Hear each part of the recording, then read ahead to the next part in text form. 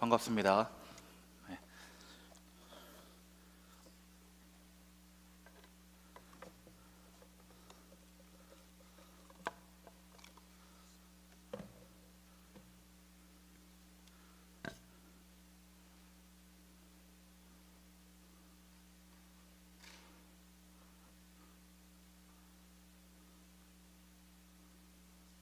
이렇게 PPT 보이시는가요?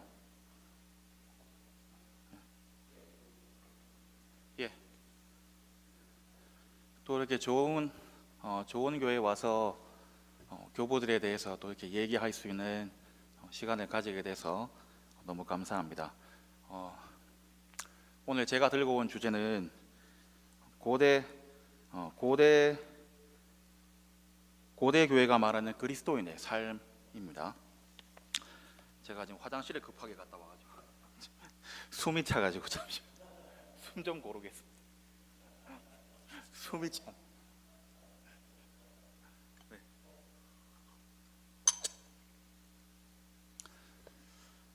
그리스도인은 어떻게 살아야 될까요? 또 그리스도인됨의 핵심은 무엇이고 또 그것은 어떻게 형성되는가? 제가 오랫동안 고민했던 두 가지 주제입니다. 저는 이제 이 문제에 대해서 그렇다면 초대교회에서는 어떻게 생각했을까라는 질문을 가지고 초대교회의 디다케라는 책을 저희가 살펴보았습니다. 디다케라는 것은요, 부제를 보시면은 12사도들의 가르침이라고 되어 있습니다. 실제로 사도가 쓴 것은 아니고요, 주후 80년에서 110년 사이에 기록된 가장 초기 교회의 매뉴얼입니다. 그래서 1세기 교회, 요즘에 1세기 교회에 대해서 굉장히 관심이 많으신데요, 그 1세기 교회가 어떠한 모습을 가지고 있었을까라고 했을 때 그 모습을 보여주는 가장 좋은 문서입니다. 그래서 철치 매뉴얼이거든요. 그래서 이거를 목회라고 생각하셔도 됩니다. 그래서 초대교회 1세기 교회가 어떻게 목회를 했을까, 그것을 굉장히 잘 보여주는 문서입니다. 그래서 철치 매뉴얼이니까요, 이 안에 예배, 교육, 직분, 윤리 이런 것들이 다 들어있어요. 그래서 실제로 이런 여러 가지 요소들이 어떻게 서로 상호관계를 가지면서 1세기에 초대 교회를 만들어가고 있는가를 아주 잘 보여주는 문서입니다. 그래서 저는 이 문서를 분석하면서 초대 교회가 만들고자 했던 윤리관과 또 그 윤리관을 어떻게 만들어내었을까, 이 두 가지 질문을 가지고 살펴보고자 합니다. 첫 번째로는 세례 교육입니다. 말도 많고 탈도 많은 게 이제 세례 교육이거든요, 사실. 그래서 그 디다케라는 책을 보시면 이게 총 16장으로 되어 있습니다. 굉장히 짧은 문서입니다. 근데 이게 또 두 가지 부분으로 나눌 수가 있는데요, 첫 번째는 1장부터 6장까지 이고요, 그리고 두 번째는 7장부터 16장까지입니다. 근데 이 디다케의 핵심적인 내용이 뭐냐? 영생입니다. 생명이에요, 생명. 이 생명을 어떻게 우리가 얻을 수 있는가, 또 얻은 생명을 우리가 어떻게 실제적으로 누릴 수 있는가, 여기에 대해서 말을 하고 있습니다. 네, 그래서 1장부터 6장까지가 이 새로운 생명에 이르는 길이에요.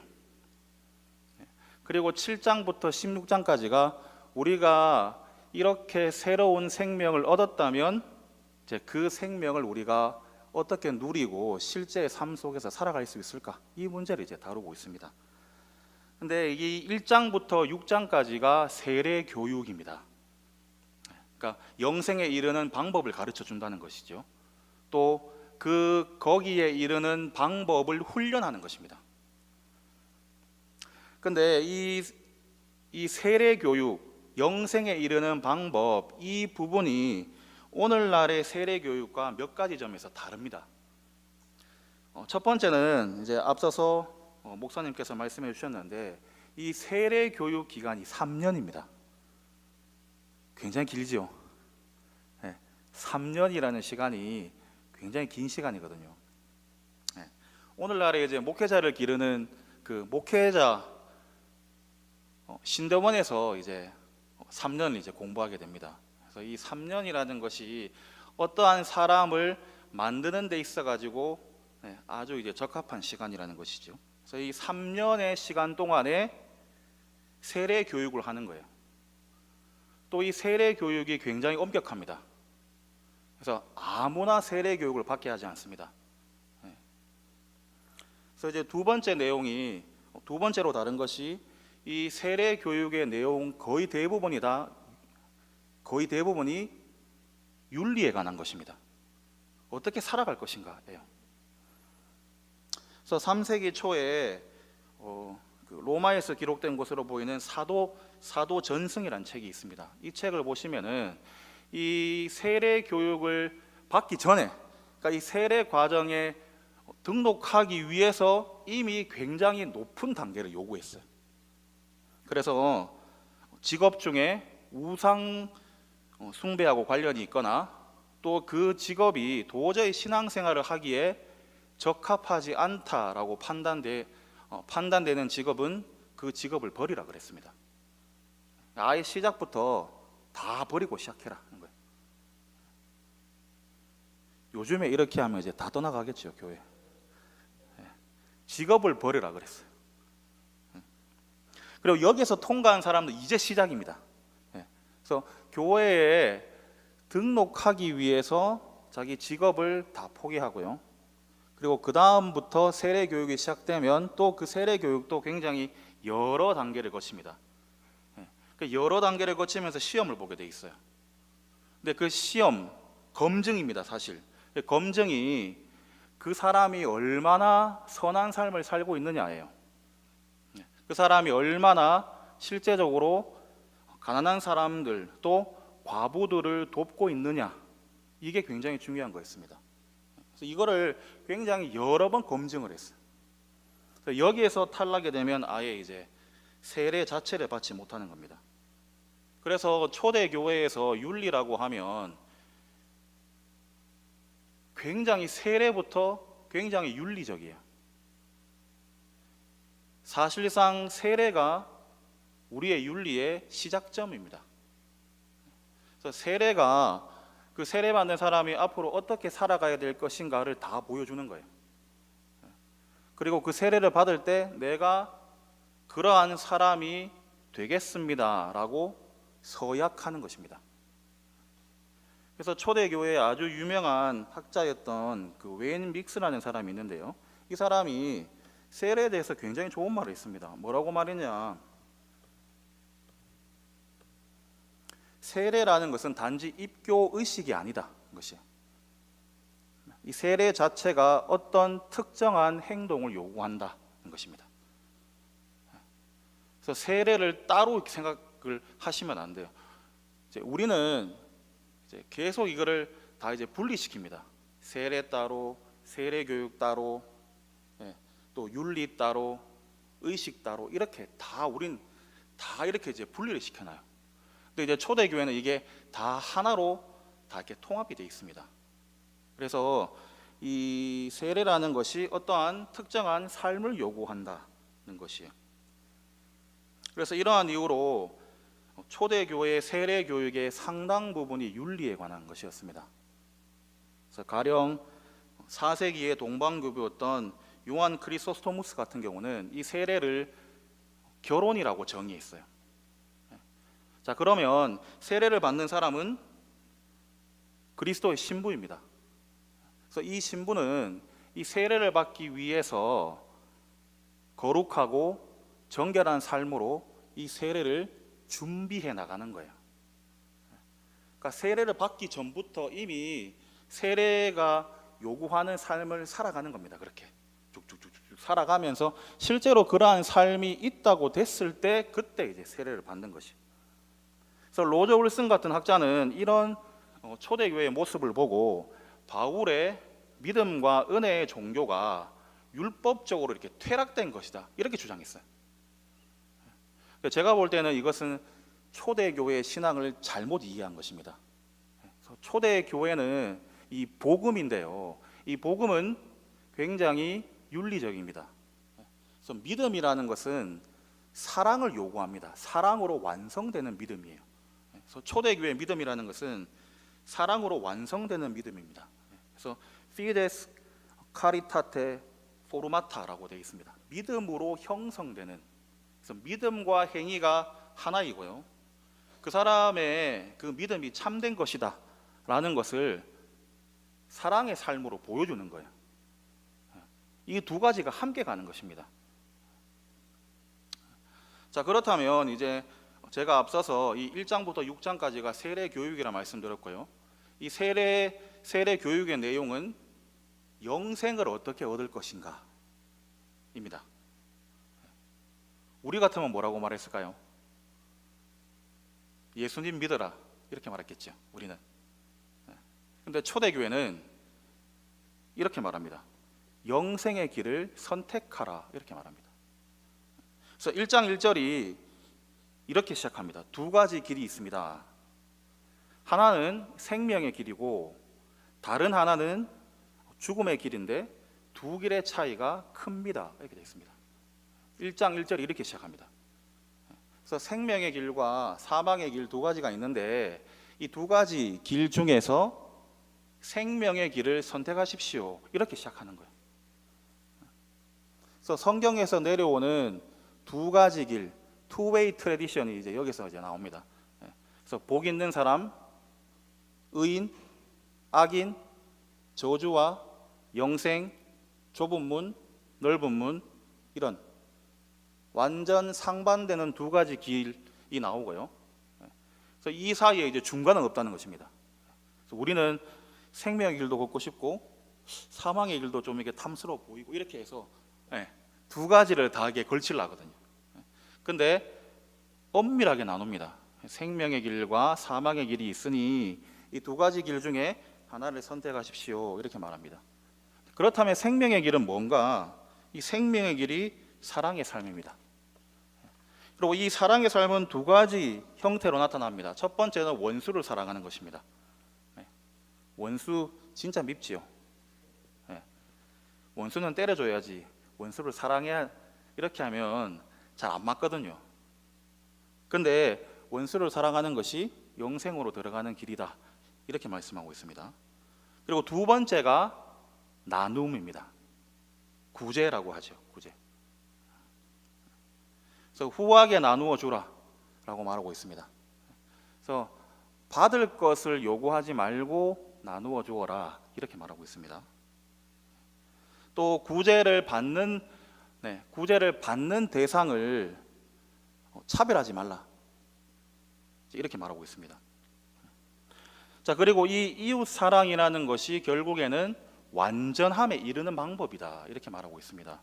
이게 여러 번 반복됩니다. 이게 3번 정도 반복되는데요, 6장 1절을 보시면 당신이 만일 주님의 멍에 전부를 질 수 있다면 당신은 완전해질 것입니다, 이렇게 나옵니다. 그래서 그리스도의 완전함, 신앙의 완전함은 어떻게 얻을 수 있는가? 그 방법은 사랑의 삶으로 이루어진다는 것이. 이 완전함에 대한 논의가 초대교회에서 굉장히 중요했거든요. 이 완전함을 어떻게 얻을 수 있을까? 근데 여기에 대해서 디다케는 이웃 사랑이다, 이렇게 말씀하고 있습니다. 자, 1장에서는 이 이웃 사랑을 긍정적인 명령으로 말하고 있습니다. 뭐뭐 하라, 이웃을 사랑하십시오, 원수를 사랑하십시오, 이렇게 말하거든요. 근데 이것을 2, 3장에서 다시 반복해서 말하는데 이 반복해서 말할 때는 거꾸로 말합니다. 그래서 사랑의 계명과 반대되는 계명을 하지 마세요, 이렇게 말을 해요. 2, 3장에서는 이 부정적인 계명을 하지 말아라, 이렇게 말하고 있습니다. 그래서 사랑의 삶을 실천해가면서 훈련해가면서 모든 악한 행동을 다 버려라는 것입니다. 심지어 그 악한 행동과 닮아 있는 것들도 가까이 하지 말라, 이렇게 말합니다. 그래서 버려야 될 그 죄악의 목록들이 굉장히 많습니다.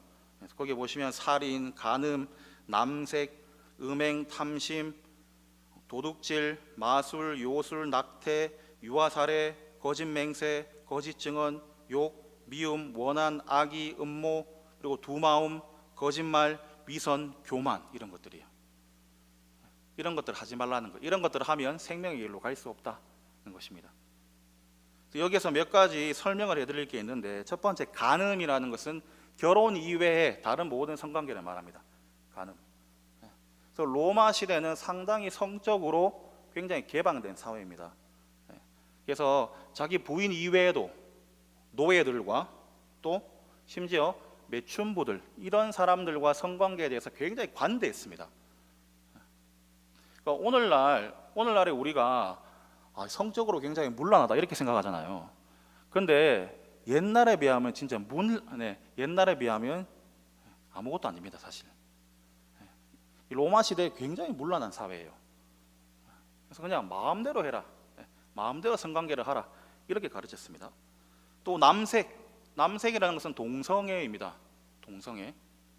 그래서 특별히 어린 소년과 이제 성관계하는 것이, 이거 남색하지 말라 그랬습니다.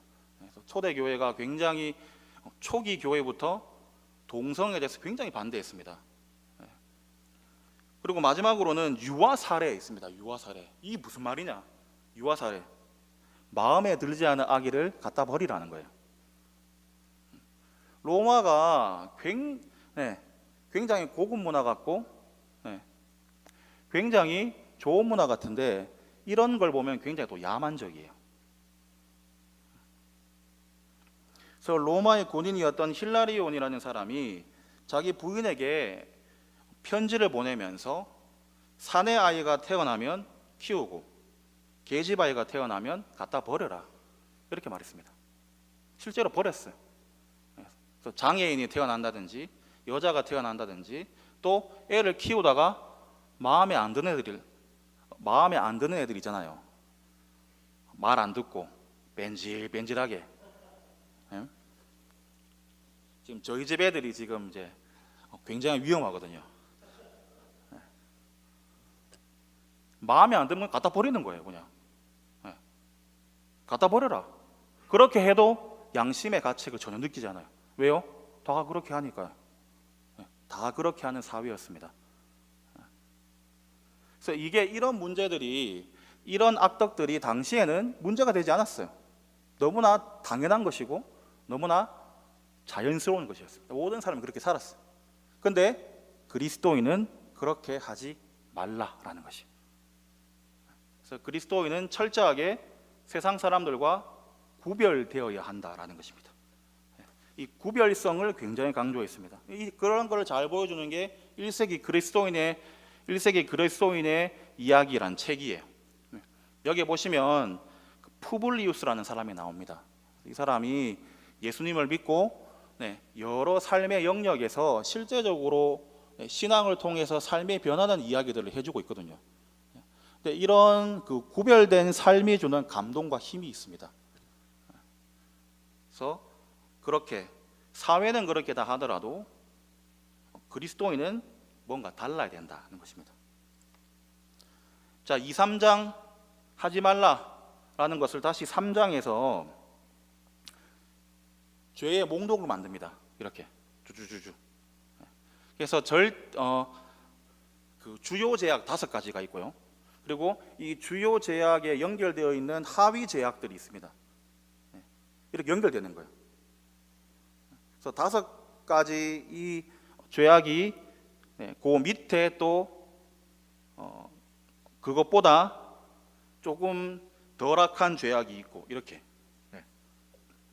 그래서 살인을 보시면은 화를 많이 내는 사람, 질투, 다툼, 흥분하는 사람, 이런 사람들이 살인을 할 가능성이 많다라는 것이. 자꾸 이런 걸 하다 보면 이게 이런 죄악들이 살인으로 나간다는 것입니다. 그리고 성적인 죄, 음담, 패설, 이런 거, 음흉한 거 있잖아요. 그래서 야한 농담 좋아하는 사람도 있잖아요. 야한 농담 좋아하는 사람들은 성적인 죄에 빠질 수 있는 가능성이 더 많다는 것입니다. 그래서 이런 것들이 이제 발전을 한다는 거예요. 이렇게. 그래서 5가지 죄악들, 그리고 그 밑에 하위 죄악들 이렇게 있다는 것입니다. 그래서 사랑을 훈련하고 이런 악덕의 길을 살아가지 않는 것이 생명에 이르는 방법이다라는 것입니다. 이렇게. 이거를 3년 동안 계속 배우는 거예요. 3년 동안 계속 배우고 실천하는 거예요. 그렇게 되면 그걸 이제 훈련하겠죠. 그래, 훈련이 다 됐다 싶으면 이제 세례를 줍니다. 세례가 나옵니다. 그럼 세례가 무엇이냐? 세례는 생명에 들어가는 것이. 생명을 얻기 위해서 내가 계속해서 훈련하고 세례 교육을 받았다면 이제 그 교육을 잘 마치면 사랑의 사람으로 형성이 되면 이제 세례를 받고 생명으로 들어가는 것이. 세례를 받기 직전에 사도신경을 가르쳤습니다. 이게 이제 초대교육 굉장히 독특한 방법이에요. 삶의 증거가 없는 사람에게는 신학을 가르치지 않습니다. 삶의 증거가 있어야 돼요. 근데 그 사람은 이미 신학을 몸으로 다 배운 사람이에요. 내가 살아가면서 이미 신학이 내 속에 다 들어와 있어요. 그리고 마지막 확인 단계를 이제 거치는 거예요. 아, 이런 거였지. 이렇게 되는 거예요. 이게 이제 수영 배우는 것과 똑같습니다. 그래서 수영을 배울 때 어느 누구도 수영 교과서 한 권을 미리 떼고 배우는 사람 없습니다. 여기 혹시 그러신 분 계신가요? 아마 그렇다면 영원히 수영을 못 배우실 것입니다. 수영을 그냥 들어가 이래가지고 물에 들어가는 거예요. 어프 하다 보면 아, 이게 자유형이구나, 아, 이게 배영이구나, 이게 저병이구나, 이렇게 몸으로 체득하는 거예요. 그 체득한 상태에서 내가 아, 이게 좀 부족하다 이러면 유튜브를 통해서 좋은 선생님의 강의를 듣는 거예요. 딱 아, 이거구나, 이렇게 되는 거예요. 그래서 이제 초대교회의 신학 공부 방법입니다. 이게 삶을 훈련하고 사랑의 삶의 증거가 있는 사람에게 사도신경 가르쳐 주는 거예요. 자, 그러면 이 세례라는 것은 정말 진짜 극적인 새로운 탄생입니다. 정말 이거는 그냥 우리가 그냥 뭐 영적인 새로운 생명에 태어나는 거야 이렇게 말로 하는 게 아니고요. 진짜 새로운 생명 태어나는 거예요. 완전히 이제 새로운 삶을 살아가는 것입니다. 그래서 3세기의 교부 키프리아누스라는 사람이 이 세례를 받음으로 통해서 완전히 새로운 사람으로 변화되었다라고 고백을 하게 됩니다. 이렇게 고백을 해요, 실제로. 그리고 이것을 잘 보여주기 위해서 세례를 부활절 아침에 줍니다. 굉장히 상징적인 거예요. 왜요? 예수님이 부활하신 날이잖아요, 이 날이. 그러니까 우리도 새로운 생명으로 부활한다는 거예요. 다 연결시켜 놓습니다, 이게. 그러니까 부활절 아침에 내가 세례를 딱 받음으로 인해서 아, 내가 새롭게 이제 탄생하는구나, 이렇게 되는 거예요. 그리고 세례식에 쓰는 물을 생수로 씁니다. 왜요? 리빙 워터, 살아있는 물이잖아요. 이렇게 해서 네가 지금 새롭게 태어나고 있는 거야를 그냥 극적으로 보여주는 거예요. 이렇게 아무도 의심하지 못하도록. 그래서 교회에서 의도적으로 흐르는 물로 세례를 다 줍니다. 흐르는 물로 세례를 줘요. 그리고 어떻게 하느냐? 성부와 성자와 성령의 이름으로 3번씩 주는 거예요. 이렇게. 그리고 세례를 받고 난 다음에 세례를 준비하기 위해서 금식을 또 했어요. 금식. 이런 걸 통해서, 세례를 통해서 새로운 생명으로 새롭게 이제 탄생하는 겁니다. 저 지금 몇 분 남았지요? 3분 남았답니다. 아무리 못해도 시간은 지켜라. 그게 제 철칙인데 3분 큰일 났네. 네. 뒤에 할 게 한가득인데 한 번 더 저를 불러주시면은. 이렇게 새로운 생명을 탄생된 사람, 자, 그러면 이제 다음에 남은 거는 영생을 어떻게 누릴 것인가 문제가 나옵니다. 이제 영생을 어떻게 누릴 거야? 거기에 나오는 게 예배예요. 예배, 성찬, 그리고 금식과 기도입니다. 디다케에서는 금식과 기도가 먼저 나와요. 그래서 이 순서는 상관없습니다. 금식, 그리고 기도, 성찬 이렇게 나옵니다. 성찬은 곧 예배입니다. 예배. 금식 초대교회 굉장히 중요한 겁니다. 저는 지금 이렇게 말할 자격이 없습니다. 왜냐하면 저는 오늘 저녁도 굉장히 푸짐하게 먹었거든요. 푸짐하게 먹은 것처럼 보이지요? 그렇죠? 푸짐하게 먹을 것 같죠, 제가? 푸짐하게 먹었습니다. 저희 어머니는 40일 금식 기도를 2번 하셨거든요. 근데 아들인 저는 절대 금식을 못합니다. 금식을 굉장히 강조했어요. 그래서 수요일과 금요일에 금식합니다. 이것도 굉장히 의도적인 것이. 수요일은 뭐냐? 가룟 유다의 배신을 경계하자 하는 것이에요. 그리고 금요일은 뭐냐? 예수님의 십자가의 죽음을 기념하는 것입니다. 날마다 이런 걸 다 넣어놔요. 탁탁탁 이렇게. 그래서 초대교회 하는 거 보면 굉장히 진짜 기가 막힙니다. 그리고 기도 같은 경우는 주기도문을 아침, 점심, 저녁 3번 외워라. 이렇게 말합니다. 이 3번의 기도가 삼위 하나님과 연결되어 있어요. 아침에는 성부 하나님을 생각하면서 기도하고, 점심에는 성자 예수님을 생각하면서 기도하고, 그리고 저녁에는 성령 하나님을 기억하면서 기도하는 거예요. 이렇게 삼위일체적으로 기도하는 것입니다. 그리고 이제 정말 중요한 것이 성찬입니다. 우리가 왜 이렇게 윤리와 삶이 이렇게 떨어져 있느냐? 왜 이렇게 윤리와 예배가 이렇게 떨어져 있느냐?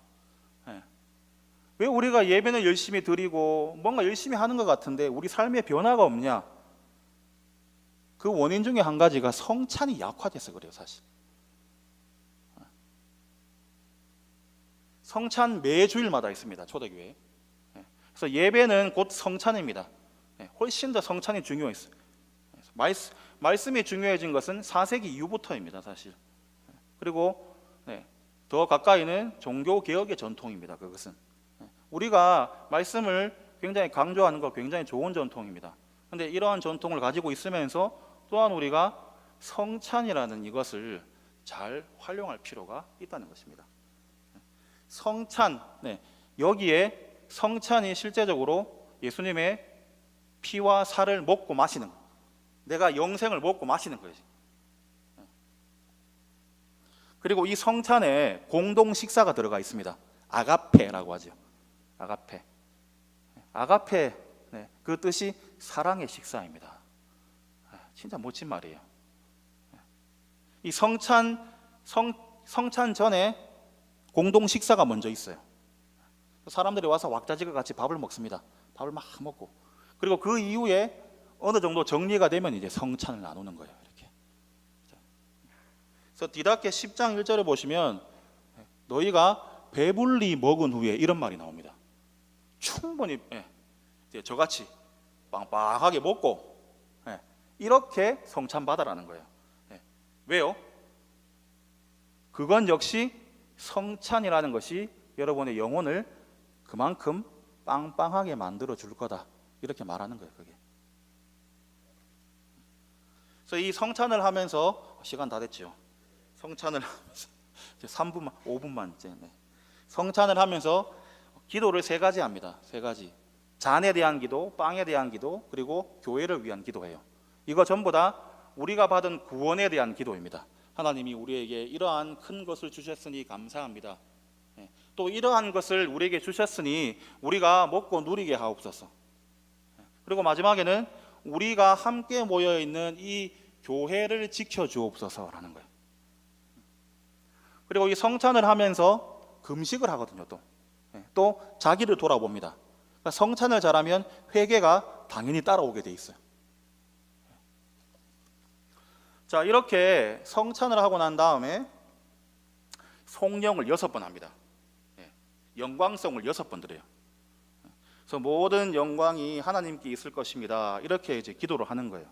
그게 6번 나옵니다. 6번. 근데 이런 성령의 기도를 그렇게 성찬을 하면서 하게 되면 이게 진짜 우리의 삶이 하나님의 영광을 위해서 존재하는 것이구나. 이거를 그냥 아무도 가르쳐 주지 않아도 그냥 몸으로 체득하는 것입니다. 그렇구나. 인간의 첫째 되는 목적이 무엇이냐? 라고 했을 때 웨스터민스터 소결의 문답은 하나님을 영원히 즐거워하고 그분을 영광스럽게 하는 것입니다. 거든요. 그 일문답을 그대로 실천하는 거예요. 그렇게 함을 통해서. 이게 전부 다 예배에 다 들어와 있어요. 이게. 그리고 성찬이 끝나면 헌금 시간이 있습니다. 그 헌금은 뭘 쓰냐? 그 헌금은 구제 헌금으로 씁니다. 이것도 신학적인 의미가 있어요.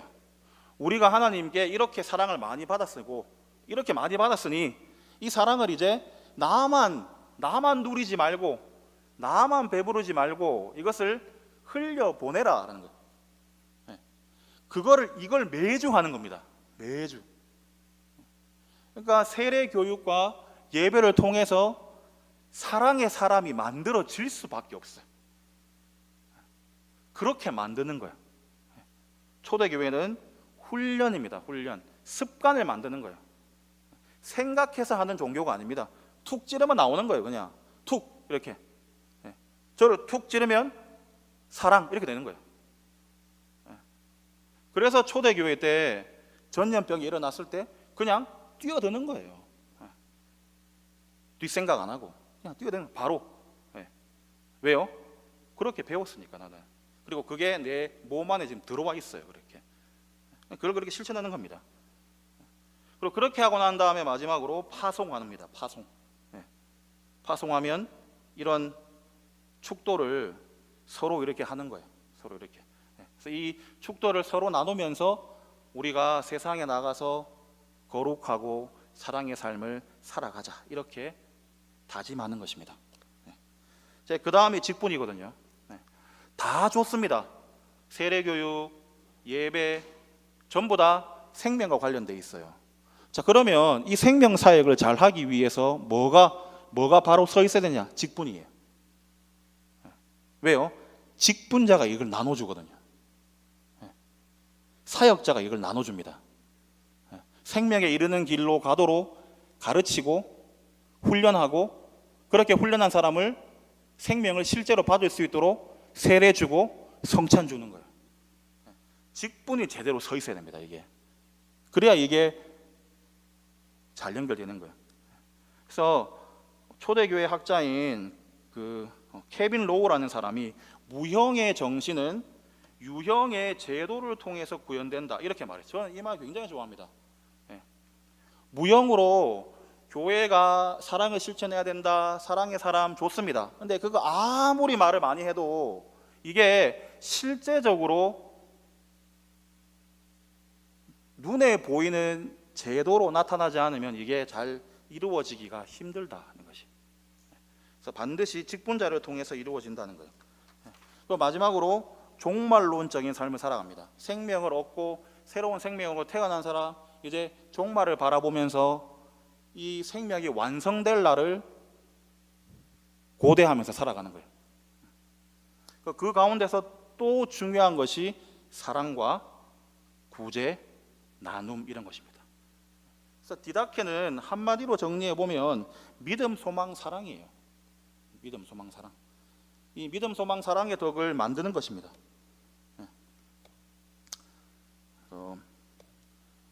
여러분 로완 윌리엄스라는 사람을 아시는지 모르겠는데 이 사람 굉장히 유명한 사람입니다. 성공의 신학자고요. 근데 이 사람이 그리스도인이라는 책 제목을 썼어요. 근데 거기에 그리스도인이 되는 4가지 방법이 있다. 첫 번째는 세례, 두 번째 성경, 세 번째 성찬, 네 번째 기도 이랬어요. 이게 4가지가 다 들어갑니다. 이 4가지가 진짜 그리스도인을 만들어가는 거예요. 그래서 마지막으로 제 이제 정리는 이렇습니다. 디다케는 이러한 예배와 성찬과 세례의 형성적인 힘을 잘 보여준다. 세례와 성찬의 큰 축으로 이루어진 교회는 생명의 공동체입니다. 교회의 모든 사역은 생명을 목적으로 서로 연결되어 있습니다. 세례 교육은 생명의 길로 인도하고, 세례는 생명을 탄생시킵니다. 성찬과 경건 생활을 생명을 누리는 것입니다. 성도들은 교회를 통해서 영생을 살고 완성을 바라봅니다. 이러한 생명의 공동체는 또한 이웃과 가난한 자들을 향한 사랑의 문화를 만들어갑니다. 디다케는 예배가 기독교 윤리가 만들어지는 곳이며, 거기서 믿음과 소망과 사랑의 덕이 형성된다는 점을 잘 알려주고 있습니다. 그리고 그 중심에는 사랑이 있습니다. 우리의 예배는 지금 어떠한 그리스도인을 만들어내고 있느냐, 우리가 다시 생각해 보아야 될 굉장히 중요한 주제라고 생각합니다. 감사합니다.